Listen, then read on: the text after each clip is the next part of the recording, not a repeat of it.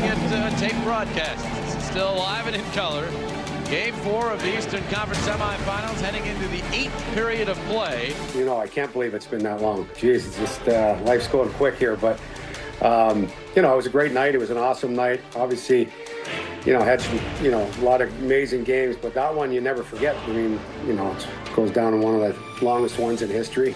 It's been a quarter century since one of the most memorable wins in Flyers history. But to those who were there, the memory is as fresh as ever. Shot, save, Boucher! Younger the shot, save, Boucher! And he covers up! Can't believe 25 years, wow. Time flies. When I think about that game, my first thought is, thank God we won. I don't think I would ever want to do that ever again. It was mentally and emotionally draining. Primo off the bench is onside. Primo moves deep with it, stops the shot! He's good! He's good!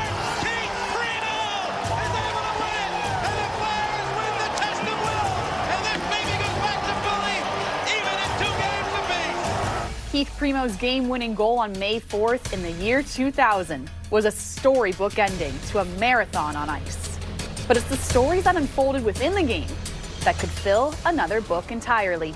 We're eating pizza and chocolate bars, and some guys had IV between overtime periods, and that was something really, really special to see. That dressing room never got quiet. I can tell you. No, we were fine. Like, you know, we were kind of, then we were, you know, at the end we were joking. Everybody's starving, thirsty. You know, want some food, and we got, you know, everything was closed. It's 1 in the morning, and there's, you know, you couldn't get pizzas anymore. You couldn't get anything. So, you know, so it just got humorous. We guys were having fun with it and enjoying it, and just trying to stay sane. As we're playing, we didn't know where we stood in terms of history in the longest games either. We weren't thinking about that. We just knew it was getting funny in the locker room. In between periods, like, you know, guys would stand up, whether it was Craig Berube or Keith Jones, and, you know, somebody screaming, somebody end this thing, you know what I mean? Because they felt like they were, like, ready to die.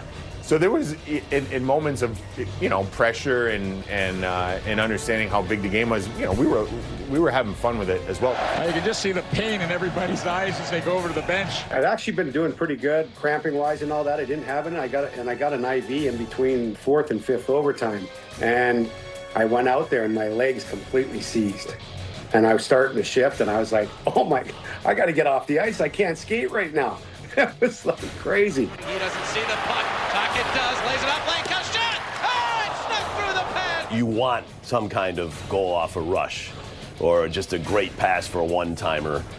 You want a good goal, right? You don't want a double deflection or an own goal or something like that. So Preems obviously came up big for us. That was a goal that everybody could see. He came right up the ice, great shot. No doubt it went in the net, so it was all good. But you are worried about that as the game's going along. You don't want another shot. Is it in? No, you know, one of those. You don't want that. So Preems took care of that. Period number 8 at 10 after 2 in the morning. The tales of that night range from humorous. You know, I remember the one time Jonesy jumps on the ice and he crawls back over. He takes like 6 strides and crawls back to the bench. He goes, "That's it, I'm done."